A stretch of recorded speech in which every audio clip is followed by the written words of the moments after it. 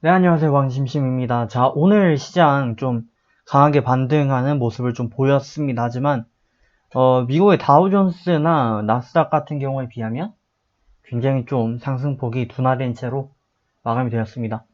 그래서 뭐 종목들마다 차이가 있는데요. 사실은 뭐 한알령, 여기에 대해서 이제 무료 추천드렸던 종목들, 그거 간단히 말씀드리기 전에 또 2부부터도 또 추천 드릴 겁니다. 간단히 좀 말씀을 드리고 넘어가고 싶습니다.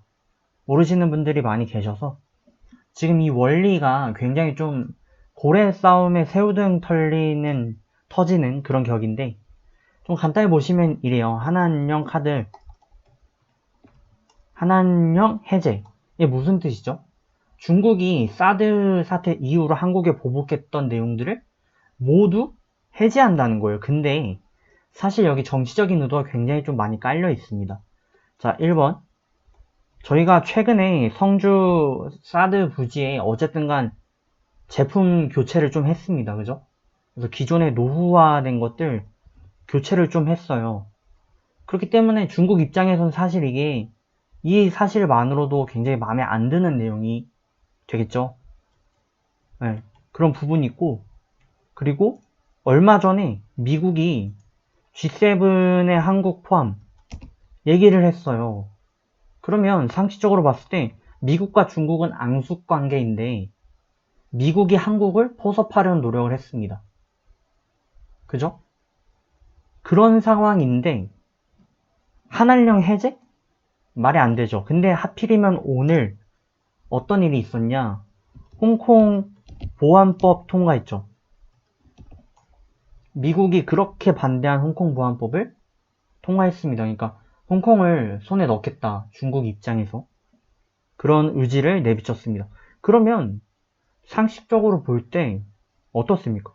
성주 사드 교체를 했고 단행했고 미국에선 한국을 G7에 드리겠다라고 초청을 하고 있는 상황이고 홍콩 보안법을 통과한 상황에서 한알령이 해제됐다? 원래는 시진핑 주석이 방한 때 그때 사용될 카드였어요. 근데 그 카드가 오늘부터 해제됐다는 거는 중국이 먹고 살기 힘들어서 그럴 일은 없잖아요. 그럼 결국에는 줄다리기 하는 겁니다. 한국은 항상 중립국이었잖아요. 그러다 보니까 중국과도 친하고 사실 미국하고 친한 나라들은 중국과 안 친해요. 뭐 캐나다, 일본, 영국 조금 거리가 있죠. 근데 한국은 중국과 친합니다. 그리고 북한에게도 굉장히 한국은 어쩔 수 없이 호의적이죠. 근데 미국이나 해외 여론에서는 또 이게 반대돼요. 그러니까 한국은 줄기 자체는 유교 국가니까 중국과 맥을 함께 하는데 하지만 중간에 이제 키워준 양부모가 미국이에요. 그러다 보니까 애매해지는데 이거 굉장히 좀 호재이자 악재다라고 좀 정리를 드리고 싶어요. 호재인 부분은 뭐냐?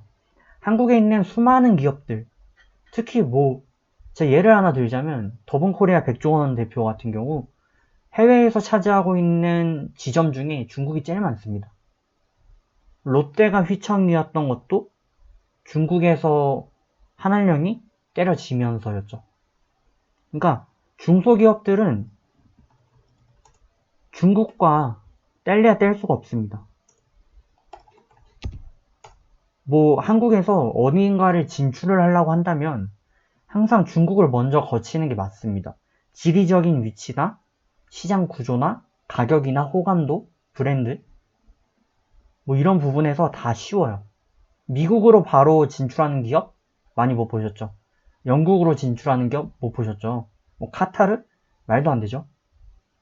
그렇기 때문에 중소기업들, 특히 저희가 많이 다루고 있는 코스닥이나 또 중소형주, 결론적으로는 호재를 입습니다. 하지만 이제 단점은 뭐냐면, 말씀드린 것처럼 이러한 상황이에요. 그러면 저희는 새우잖아요, 솔직히. 고래는 아닙니다. 그러면 중국과 미국 사이에서 자꾸 부담스러운 선물을 계속 받고 있어요. 그러면 어느 한쪽엔 응대를 해야 될 거 아니에요. 만 G7에 포함이 돼서 G11에 한국에 가입한다면 중국은 쏙 빠지겠죠. 그럼 중국이 과연 가만히 있을까요? 또 반대로 홍콩 보안법 관련해서 미국이 중국을 압박하고 있는 상황인데 한알령 해제라는 선물을 받았으니 한국이 중국 편 든다? 만약 홍콩 사태에 한국이 중국 편을 들면 역시 미국도 장난 아니겠죠. 북한 문제까지 얽혀 있는데. 그러다 보니까 중립적인 입장을 취해야 되는데 그 중립이라는 게 마치 이런 거죠. A와 B가 있어요. 근데 A한테는 아, 너 멋있다. 그리고 B한테는 아, 너 개성 있다.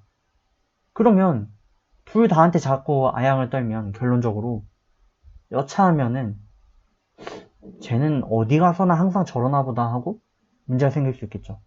그래서 그게 단점이고 그런 의미에서 봤을 때 여기에 흔들릴 수 있는 대형주들이 결국에는 지금 코로나와 맞물려 증시적으로는 좀 안 좋은 거시적 안목에서 조금 안 좋게 흘러갈 여지도 있다.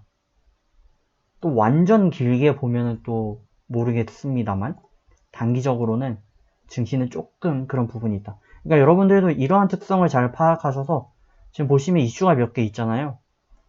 이런데 이제 개별 대응을 잘 해주셔야 되겠죠.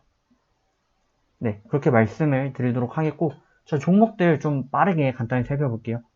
자, 에코프로 BM 뭐 아직 안 갔는데 추세를 이탈하는 흐름이긴 합니다. 그래도 꼭 가지고 계신 분들 계시거나 아니면 도전해 보실 분들은 접근해 보시길 바랍니다. 자, 그 다음 이제 SV 인베스트먼트 되겠고요.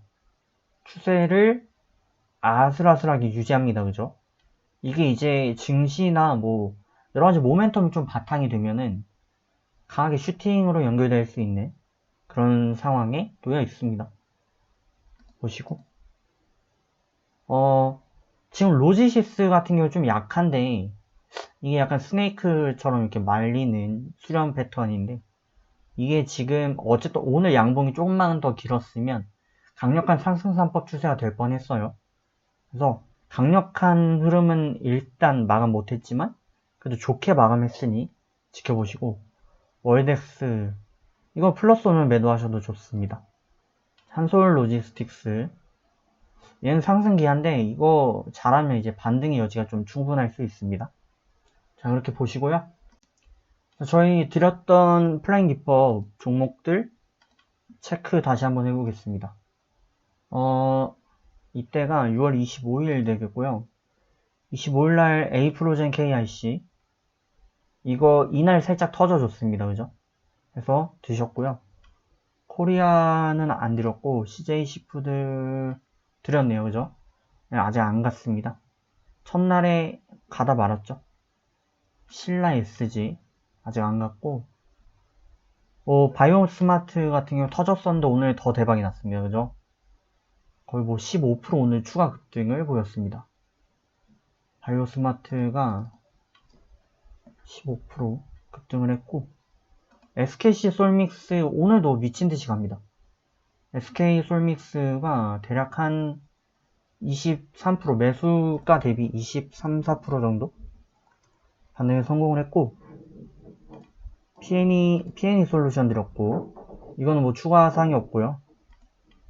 인트로메딕은 네 손절했죠. 피롭틱스 잘 가고 있습니다.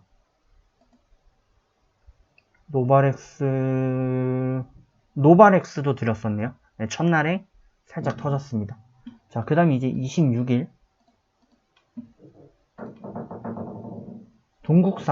동국산업이고요. 아직 안 터졌고 액토즈는 손절을 했습니다. 액토즈는 추천 안 드렸습니다. 현대리바트 어제 1%에 이어서 오늘 5% 추가 상승. 현대리바트 순 잡겠습니다.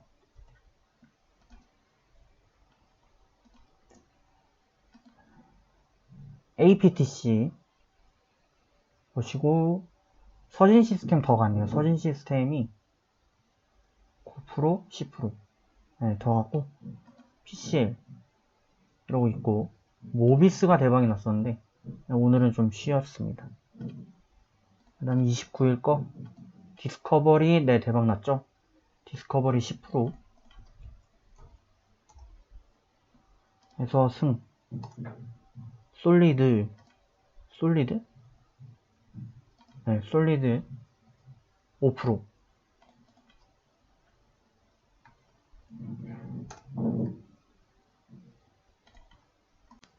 네, 솔리드 승리이고요.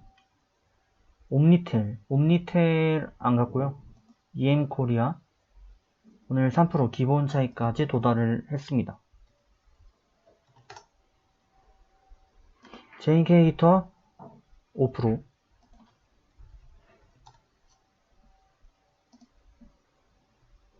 그린 안 갔고 세노텍 대박 났습니다. 11%.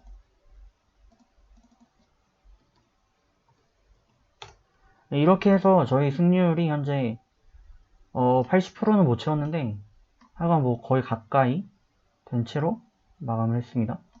왜 접혔냐?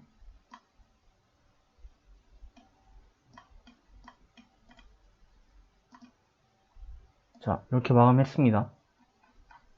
쭉쭉쭉 보시면 엄청 많은 종목들을 드렸고요. 저번 달 90%에 비하면 좀 아쉬웠지만 여러가지 뭐 지금 북한 문제도 있었고요. 그리고 코로나 있었고 또 뭐 있었죠? 하여간 뭐가 많았어요. 그래서 이렇게 일단 마감을 하게 됩니다. 자, 그러면 이어서 이제 6월 마지막 추천 시작해 보도록 할 텐데, 제가 구성상, 오늘 종목들의 구성상 지금 시간에 하나 더 드릴게요. 자, 먼저 추천드릴 종목 이지 되겠습니다. 이지를 잘 아시는지 모르겠는데 이지가 박 전 대통령의 동생이죠. 그래서 박지만인가요?